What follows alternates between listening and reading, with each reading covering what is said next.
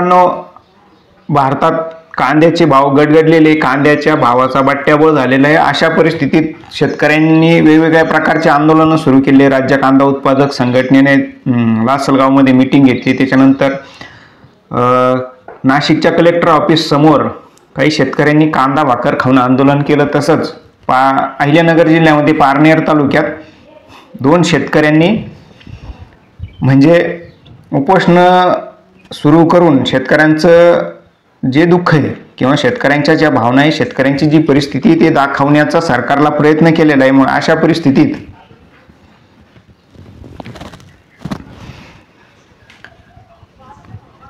परिस्थितीत सरकारनं या गोष्टीकडे लक्ष देणं गरजेचं आहे, परंतु सरकार कुठलंही लक्ष द्यायला तयार नाही। आणि आता विधानसभेमध्ये ज्यावेळेस याच्याबद्दल मागणी झाली वारंवार वेगवेगळ्या आमदारांकडून, त्यावेळेस सरकारने असं जाहीर केलं की आम्ही एक कमिटी बनवतो आणि ह्या कमिटीला 1.5 महिन्यामध्ये एक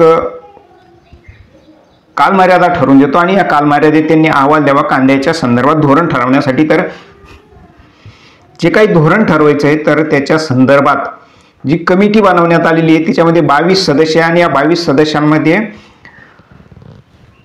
4 सदस्य हे शेतकरी आहेत, इतर जे 18 सदस्य हे सर्व सरकारी कर्मचारी किंवा सरकारचे अधिकारी, वेगवेगळ्या प्रकारचे केंद्र सरकारचे आणि राज्य सरकारचे हे कर्मचारी आहे। तसंच ह्या समितीचे अध्यक्ष हे पाशा पटेल आहेत, सय्यद पाशा पटेल असं यांचं नाव आहे। ह्या समितीचे अध्यक्ष तुम्हाला सय्यद पाशा पटेल यांच्याबद्दल माहीत असेल, हे बीजेपीचे माजी आमदार आहे विधान परिषदेचे आणि आता ते राज्य कृषी मूल्य आयोगाचे अध्यक्ष आहे। कृषी मूल्य आयोगावर शेतकऱ्यांच्या भावासंदर्भात किंवा शेतकऱ्यांना योग्य भाव मिळावा याच्यासाठी प्रयत्न करणं गरजेचं आहे, परंतु ते वारंवार आपण बघितलेलं आहे। ज्यावेळेस सरकार त्यांचं नव्हतं म्हणजे 2014च्या अगोदर ते शेतकऱ्यांना सोयाबीनला इतका भाव मिळावा, कापसाला इतका भाव मिळावा याच्यासाठी त्यांनी दिंडी काढलेली होती आणि आता 2014 नंतर ते राज्य कृषी मूल्य आयोगाचे अध्यक्ष झाल्यानंतर मात्र शेतकऱ्यांनी सोयाबीन आणि कापूस लावणं चुकीचं आहे, शेतकरी चुकीचं वागतात, शेतकऱ्यांना काही समजत नाही शेतीतला, असा ते म्हणजे शेतकऱ्यांना शहाजोगपणाचा सल्ला हे सय्यद पाशा पटेल द्यायला लागले आणि शेतकऱ्यांनी आता बांबू पिकवला पाहिजे अशा प्रकारचा अक्कलशून्य शहाणपणा शिकवण्याचं काम हे सय्यद पाशा पटेल शिकवतात।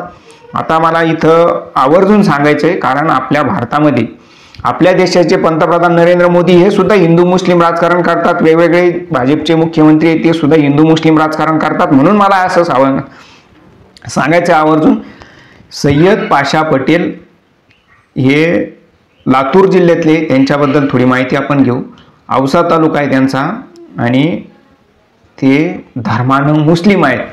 एक मुस्लिम व्यक्ती राज्य कृषी मूल्य आयोगाचा अध्यक्ष आहे आणि 95% पेक्षा जास्त शेतकरी हिंदू असताना हिंदूंच्या शेतमालाचे भाव ठरवण्यासाठी एक मुस्लिम अध्यक्ष किंवा कृषी मूल्य आयोगाचा अध्यक्ष हा मुस्लिम बनवलेला आहे। तर हे कसलं हिंदुत्व आहे, मला याच्याबद्दल तथाकथित हिंदुत्ववाद्यांनी उत्तर दिलं पाहिजे, कारण जर त्यांना हिंदू मुस्लिमांचं राजकारण करायचं असेल तर मला सुद्धा एक नागरिक म्हणून, एक शेतकरी म्हणून हा प्रश्न विचारणं गरजेचं आहे की हे मुस्लिम अध्यक्ष का बनवलेले, हे राज्यामध्ये इतर आणखी कोणी अध्यक्ष नव्हते का? कारण भरत दिघोळे सारखी व्यक्ती आहे की ज्यांनी कांदा शेतकऱ्यांसाठी वेगवेगळे आंदोलनं केले, कांदा उत्पादक शेतकऱ्यांची संघटना बांधली किंवा इतरही तुम्हाला आणखी कांद्याच्या संदर्भात ज्यांनी जीवन झोकून दिलेलं आहे, अशी व्यक्ती बरेच असताना सुद्धा एक मुस्लिम व्यक्ती बनवण्यात आलेला आहे। आणि हा सरकारचा हा जो पाशा पटेल, सय्यद पाशा पटेल ही व्यक्ती, ह्या व्यक्तीला सरकारकडून म्हणजे देवेंद्र फडणवीस यांच्या सरकारकडून बरेच लाभ मिळालेले, भाडेपट्ट्याने जमीन वगैरे त्यांच्या फाउंडेशनसाठी किंवा त्यांच्या ट्रस्टसाठी मिळालेली आहे, वेगवेगळ्या प्रकारचे लाभार्थी असलेले हे पाशा पटेल आता सरकारची बाजू लावून धरतात, परंतु शेतकऱ्यांच्या बाबतीत मात्र चुकीची भूमिका घेतात। आता आपण व्हिडिओ कशासाठी बनवलेला आहे तर कांद्याच्या संदर्भात यांनी कमिटी बनवलेली आहे। आता ह्या कमिटीला 1.5 महिन्यात जे काही रिपोर्ट द्यायचा आहे त्याच्या संदर्भात मागं पुण्यात 5-6 दिवसापूर्वी मीटिंग झाली त्या मीटिंगमध्ये पाशा पटेल यांनी सांगितलं की हा मोठा गहन विषय, मोठा विषय, सविस्तर चर्चा झाली पाहिजे, 1.5 महिना खूप काही नाही आहे आणि त्याच्यासाठी मोठा कालावधी लागेल. जर 1.5 महिना तुम्हाला कांद्याचा अभ्यास करायला दिलेला असताना तुम्हाला जर जास्त वेळ मागून पाहिजे, वाढवून पाहिजे, तर तुम्ही ढ आहात, तुम्ही बिनकामाचे आहात. तुम्ही म्हणजे त्याच्यासाठी शब्द चुकीचा असू शकतो, परंतु ना लायक म्हणजे त्या गोष्टीसाठी, त्या कामासाठी तुम्ही लायक नाही असा त्याचा अर्थ होतो. मग जर तुम्हाला 1.5 महिन्यात जर तुम्हाला सरकारला सगळी सरकारची यंत्रणा तुमच्याकडे दिलेली असताना जर तुम्हाला 1.5 महिन्यात रिपोर्ट देता येत नसेल तर ते चुकीचं आहे. आता कोणते एक शेतकरी म्हणून 20-25 वर्षाचा कांद्यातला अनुभव आणि इतर पिकातला अनुभव आणि सरकारचे वेगवेगळे प्रकारचे शेतकरी विरोधी निर्णय हे कसे शेतकऱ्यांच्या विरोधात असतात याच्याबद्दल आपण एक निवेदन तयार केलेलं आहे. तर कुठल्या गोष्टी ह्या कांद्याच्या संदर्भात किंवा कांदा उत्पादकांच्या हितासाठी किंवा मुळात ही कमिटी कांदा आणि टोमॅटोसाठी, तर कुठल्या गोष्टी आहेत ज्या सरकारने त्या गोष्टीची अंमलबजावणी केली पाहिजे याच्यासाठी आपण हा व्हिडिओ बनवलेला आहे. मूळ आणि याचा इंट्रो म्हणजे ह्या व्हिडिओची माहिती किंवा प्रस्तावना खूप मोठी झालेली आहे, माफ करा. पण वेगवेगळे आता व्हिडिओ थोडा जरी मोठा झाला असला परंतु व्हिडिओ खूप महत्त्वाचा आहे आणि कांदा उत्पादक शेतकऱ्यांच्या हिताच्या कोणत्या गोष्टी ज्या सरकारने केल्या पाहिजे हे याच्यात मी सांगितलेलं आहे. तर सगळ्यात पहिली गोष्ट म्हणजे जी काही नाफेड मार्फत खरेदी केली जाते ही सर्वात प्रथम थांबवली गेली पाहिजे. कारण नाफेड, NCCF विविध कार्यकारी सोसायटीच्या मार्फत जी खरेदी केली जाते हाच कांदा नंतर भाव वाढल्यानंतर बाजारात आणून शेतकऱ्यांचं मरण करण्याचं किंवा वाढलेले भाव पाडण्याचं काम हे सरकार करतं. म्हणून सगळ्यात पहिली शिफारस एक शेतकरी म्हणून माझी आहे की ही नाफेडची खरेदी थांबवली पाहिजे किंवा एकतर ती खरेदी ही मार्केट कमिटीत झाली पाहिजे, तिथं स्पर्धा असती तिथं झाली पाहिजे आणि हा माल भारतात न विकता बाहेरच्या देशात एक्सपोर्ट केला पाहिजे. दुसरा त्याच्यातला मुद्दा असा आहे किंवा दुसरी शिफारस अशी आहे, कांदा महाबँक स्थापना करायची जी आहे मागच्या एकनाथ शिंदे सरकारने घोषणा केलेली होती ती रद्द करण्यात यावी.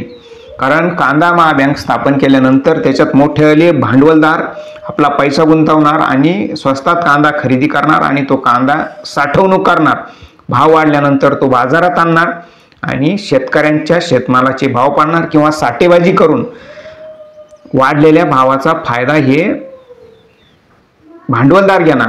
म्हणून कांदा उत्पादकांना कांदा चाळीसाठी मोठ्या प्रमाणात अनुदान देऊन कांदा उत्पादकांकडेच कांद्याची साठवण क्षमता कशी वाढेल आणि तिच्यात वाढ कसे करता येईल याच्यासाठी प्रयत्न केला पाहिजे. म्हणून पिकवलेल्या कांद्यावर हा सगळ्यात पहिला अधिकार हा शेतकऱ्यांचा असल्यामुळं त्याच्या भाववाढीचा फायदा हा फक्त शेतकऱ्यांनाच मिळाला पाहिजे. म्हणून कांदा महाबँक रद्द करून शेतकऱ्यांनाच कांदा साठवणुकीसाठी प्रोत्साहन दिलं पाहिजे. दुसरं आणि सगळ्यात महत्त्वाचं म्हणजे चुकीचं आयात निर्यात धोरण.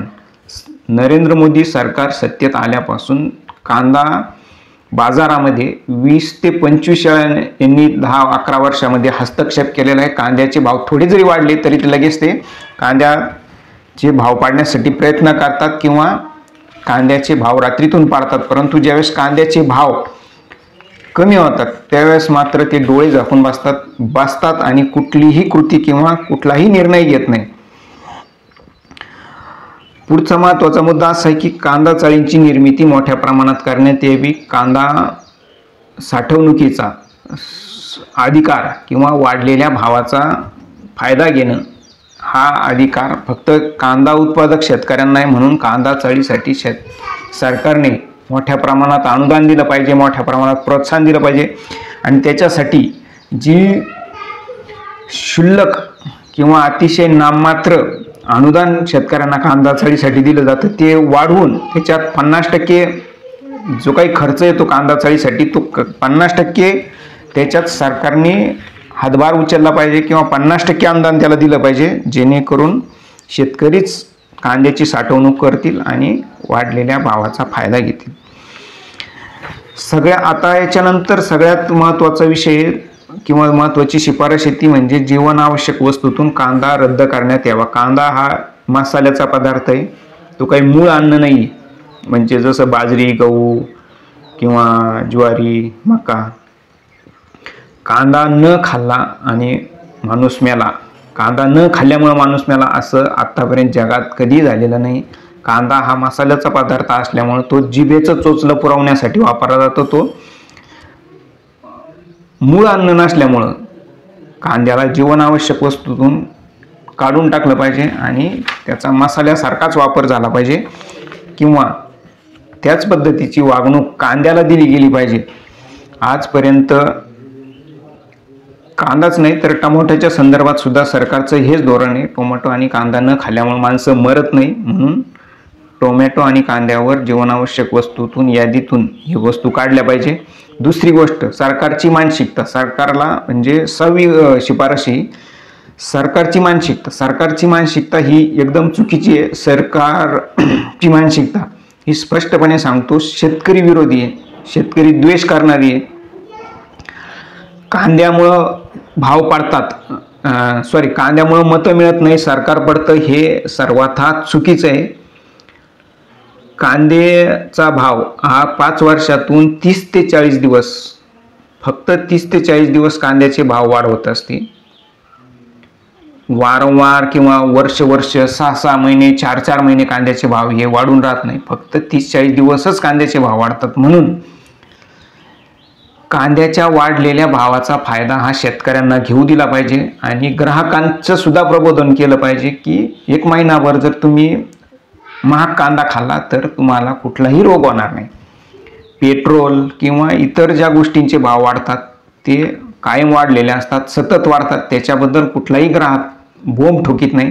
परंतु कांद्याचे भाव 1 दिवस जरी वाढले तरी मीडिया आणि ग्राहक त्याचा इश्यू करतं, त्याचा नावाने बोंबा ठोकतं. सरकारने या गोष्टीकडं दुर्लक्ष केलं पाहिजे. जरी भाव वाढले तरी त्या भावाचा फायदा शेतकऱ्यांना होऊ दिला पाहिजे.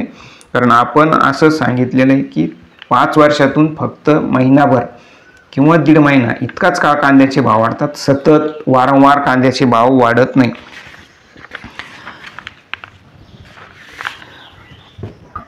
आता शेवटची शिफारस अशी आहे 7वी, जर ह्या सगळ्याच गोष्टी सरकारला करायच्या नसतील तर सरकारने कांद्याची एक बेसिक प्राईस ठरवली पाहिजे, मूळ किंमत ठरवली पाहिजे आणि त्या प्रमाणात कांद्याचे दरवर्षी शेतकऱ्यांना 10% प्रमाणात भाववाढ दिली पाहिजे.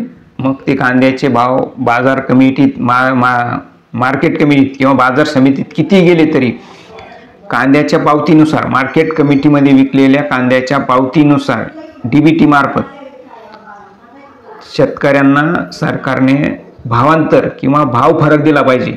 म्हणजे जर तुम्ही कांद्याचे भाव ठरवलेले बेसिक किंमत 3,000 रुपये प्रति क्विंटल आणि त्याच्यापेक्षा जर कमी विकले, म्हणजे जर 2,000 रुपये विकले क्विंटलला, तर राहिलेल्या 1,000 रुपये हा सरकारने भरपाई करून दिली पाहिजे DBTच्या माध्यमातून. हा याच्यावरचा एक सगळ्यात सोपा आणि चांगला पर्याय. इतर सगळ्या गोष्टींचे भाव वाढत असताना मात्र म्हणजे शेतकऱ्यांच्या संदर्भात निविष्ठा, रासायनिक खतं, औषधं, मजुरी, डिझेल, यंत्रसामुग्री ह्या सगळ्यांचे भाव वाढत असताना मात्र कांद्याचे भाव वाढू नये ही जी सरकारची किंवा ग्राहकांची भूमिका आहे ही शेतकरी विरोधी आहे, देशविरोधी आहे. भारतातल्या शेतकऱ्यांचे भाव वाढत असताना, हिंदू शेतकऱ्यांना फायदा होत असताना मात्र भाव पडले पाहिजे ही मानसिकता सर्वथा चुकीची आहे आणि कांद्याची एक्सपोर्ट ही सुरू ठेवली पाहिजे ह्या सरकारच्या काळात.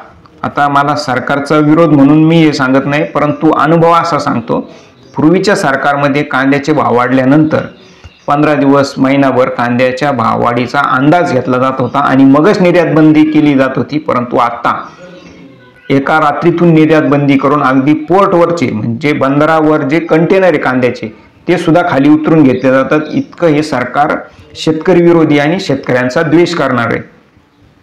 ग्राहकांचं हित जर सांभाळायचं असेल तर अगोदर शेतकऱ्यांचं हित जपलं पाहिजे. कारण खाणारापेक्षा पिकवणारा खूप महत्त्वाचा आहे. पिकवलेच नाही तर तुम्ही काय खाणार आहे आणि त्याचा परिणाम ज्यावेळेस भाव पाडतात त्याचा परिणाम पुढच्या सीझनला असा होतो की कांद्याचे भाव हे प्रचंड वाढतात आणि पुन्हा ग्राहकांनाच त्याचा फटका बसतो.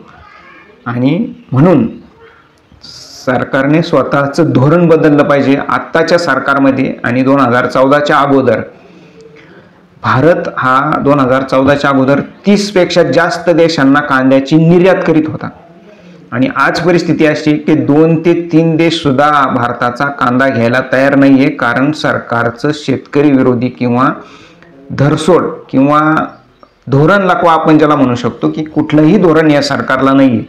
नेमकं याच्यात काय केलं पाहिजे या कांद्यामध्ये, कांद्या निर्यात बंदीबद्दल. तर वारंवार हस्तक्षेप सरकार करीत असल्यामुळं इतर देश आपला कांदा घ्यायला तयार नाही आहे. कारण दुसऱ्या देशांना तुम्ही जर रात्रीतून निर्यात बंदी केली तर त्यांना आंतरराष्ट्रीय बाजारात कांदा मिळत नाही अचानक. म्हणून त्या देशांचं असं म्हणणं आहे की तुम्ही आम्हाला किमान 8 दिवस 15 दिवस अगोदर इंटिमेशन सूचना दिली पाहिजे की अमुक तारखेपासून आम्ही कांदा निर्यात बंद करीत आहोत. परंतु तुम्ही रात्रीतून कांदा निर्यात बंद करतात, परिणामी त्यांना आंतरराष्ट्रीय बाजारात कांदा मिळत नाही. म्हणून भारताच्या या धरसोड वृत्तीच्या धोरणामुळं बाहेरच्या देशांनी म्हणजे बांगलादेश सारखा देश आज आपला कांदा घेत नाही आहे आणि बांगलादेश 25 ते 30% आपल्या कांद्याची खरेदी करीत असतो. आज तो दुसऱ्या देशाकडून कांदा घेतोय. म्हणजे आपल्या विरोधी देशी आपल्या जे शत्रू राष्ट्र आहे चीन आणि पाकिस्तान यासारख्या राष्ट्रांकडून त्यांनी कांदा खरेदी सुरू केली. कारण आपलं धरसोड वृत्तीचं धोरण ज्यावेळेस आपण हे धोरण बदलू त्यावेळेसच आपल्या कांद्याला आंतरराष्ट्रीय बाजारात डिमांड येणार आहे. आणि सरकारने ह्या गोष्टीचा गांभीर्याने विचार केला पाहिजे आणि आपलं धोरण सर्वात पहिलं बदललं पाहिजे.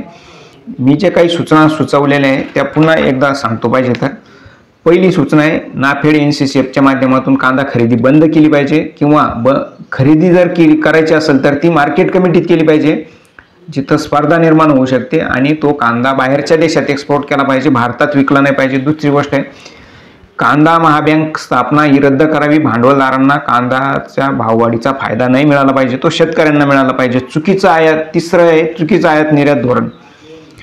चौथा आहे कांदा चाळींची निर्मिती मोठ्या प्रमाणात शेतकऱ्यांना करून दिली पाहिजे. त्याला 50% अनुदान हा कांदा चाळ उभारण्यासाठी सरकारने शेतकऱ्यांना दिलं पाहिजे. पाचवे जीवनावश्यक वस्तूतून कांदा काढून टाकला पाहिजे. सहावे सरकारची मानसिकता. ग्राहक नाराज होतात हे सरकारची जी मानसिकता आहे ती चुकीची आहे. सातवे अनुदान आणि किंवा भावफरक किंवा भावांतर योजना. जर तुम्हाला ह्या सगळ्या गोष्टी करायच्या नसतील, कांद्यामध्ये वारंवार जर हस्तक्षेपच करायचा असेल तर एक मूळ किंमत ठरवा आणि त्या मूळ किंमतीचा भावफरक शेतकऱ्यांना द्या. धन्यवाद.